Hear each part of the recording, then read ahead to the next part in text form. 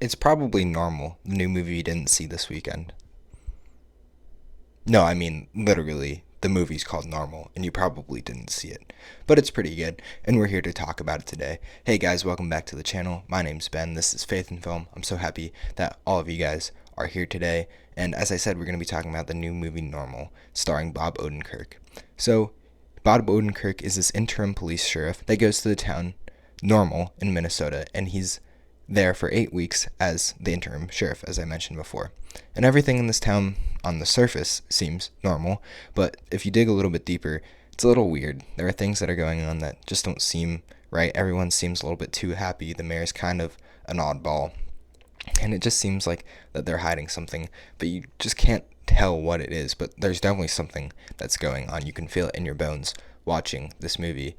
And then all of a sudden, the plot twist happens, the reveal happens, and you're like, oh, that's what's going on. And it turns into this whole big action movie. It was actually pretty entertaining. I mean, it did what it set out to do. It didn't try to take itself too seriously.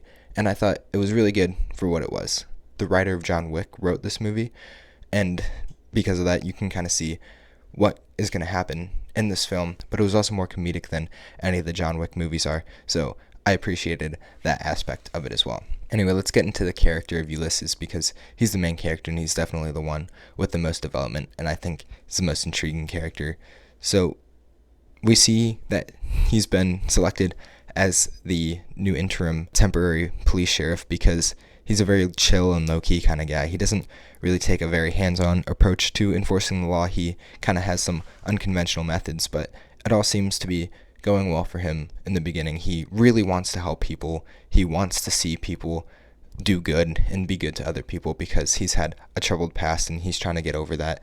It broke him and put him in a really deep spiral of depression. Because of that, he's always trying to redeem himself, and the entire movie is just him working through that story arc.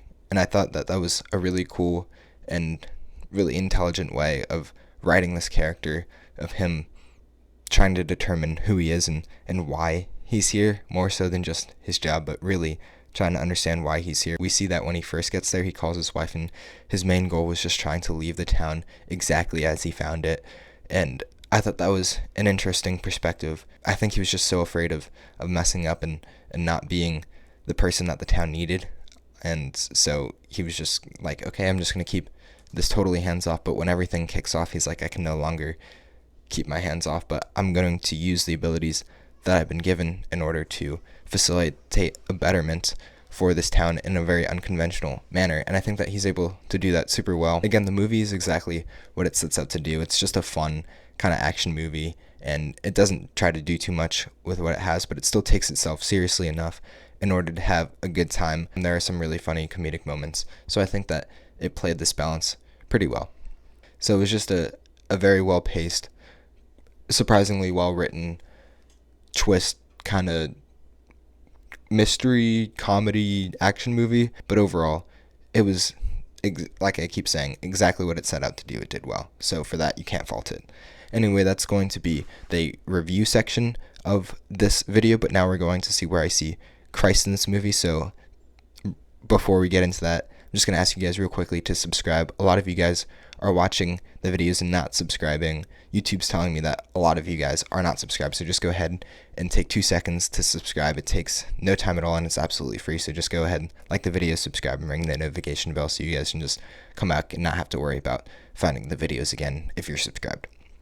Anyway, where do I see Christ in this movie? Like I was talking about, Ulysses undergoes this character transformation because of the struggles that he's had in the past, and that's very similar to a lot of Christians' testimony. It's a little bit similar to my testimony as well, where our struggles kind of defined who we become, and I think that his struggles definitely defined who he became, and not in a good way, but over the course of the movie he's able to work it out, and his struggles have determined who he's become, and it's changed him for the better because he's understand, okay, this is no longer the person I am, but this new person, I'm able to overcome my struggles, overcome my difficulties, break out of that spiral of depression and anxiety in order to do things truly that are good and not just keep a laid back hands off, but more like deeply and more meaningfully focus in and on people and their goodness. And I think that that was a really cool and well written character arc in this movie that I wasn't really expecting, and it kind of reminds me of Romans 8:28, where it says that God will work all things out for the good of those who love him, who have been called according to his purpose. And I thought that that was super evident in this movie, just that we see his struggles, but because of them, he's able to do good, and I think that that was really cool.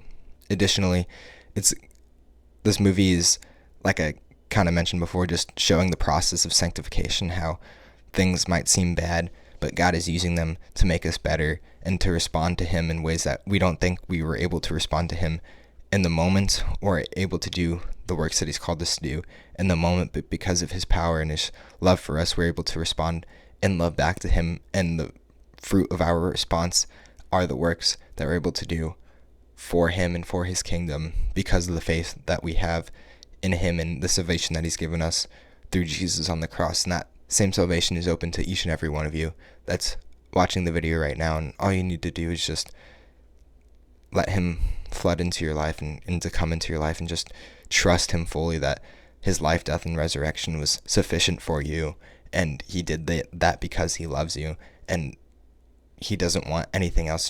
Jesus just wants your heart. And so I just offer you that invitation right now, just to fully and freely give that to him.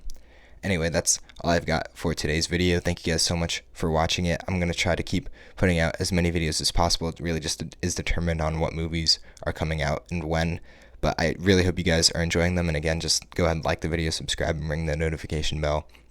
It really helps me out here. And that's all I've got. So thank you guys so much for watching, and I'll see you in the next one.